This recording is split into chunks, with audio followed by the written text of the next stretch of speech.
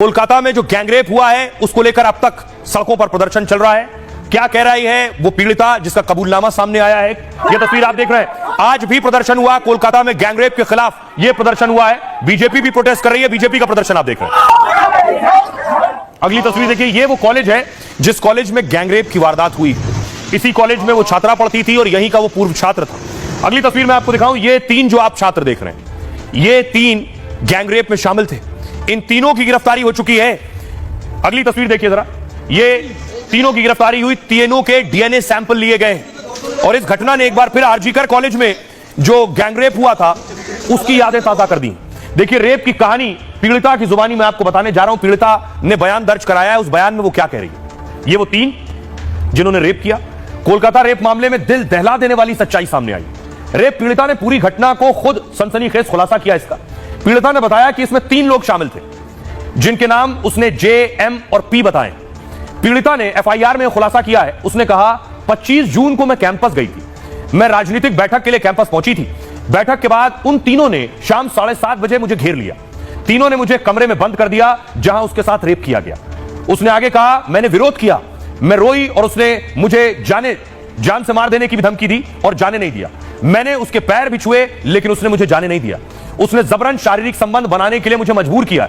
मैं उसे पीछे ढकेलती रही, मैं उसे बताती रही कि मेरा एक प्रेमी है, मैं उससे बहुत प्यार करती हूं, लेकिन वो नहीं माना। उसने मुझे काटा, नाखूनों से नोचा।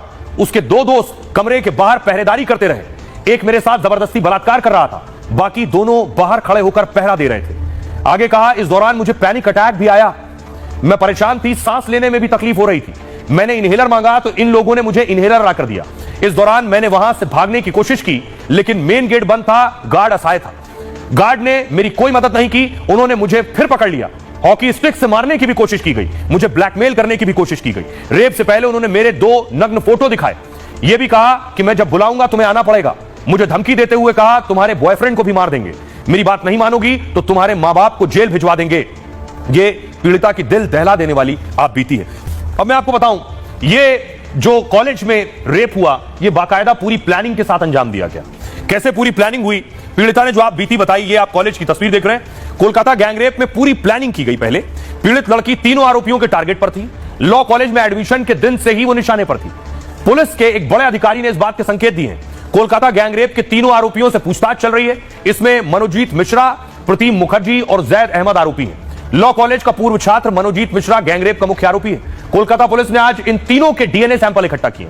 कलकत्ता मेडिकल कॉलेज और अस्पताल में सैंपल लिए गए जिसमें इनकी बॉडी के फ्लूइड, यूरिन के नमूने लिए गए। तीनों के बालों के नमूने भी इकट्ठे किए गए हैं। पुलिस ने इकट्ठा किए सबूतों को फोरेंसिक जांच के लिए भेजा है। पुलिस ने इन्हें यूरिन रूम, गार्ड रूम और बाथरूम से इकट्ठा किया। इन सैंपल्स को 1.5 मिनट का एक वीडियो भी फोरेंसिक जांच के लिए भेजा गया है।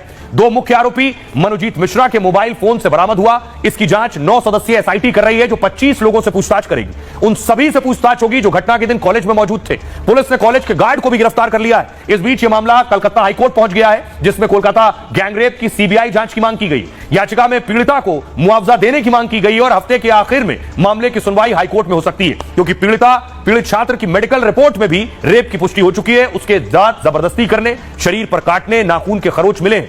जो मनोजीत है जिसे आप बीच में देख रहे हैं लड़का, यही मनोजीत कॉलेज में कॉन्ट्रैक्ट का काम भी करता था। कॉलेज की यूनियन का महासचिव पहले रह चुका, यह पूर्व छात्र भी था।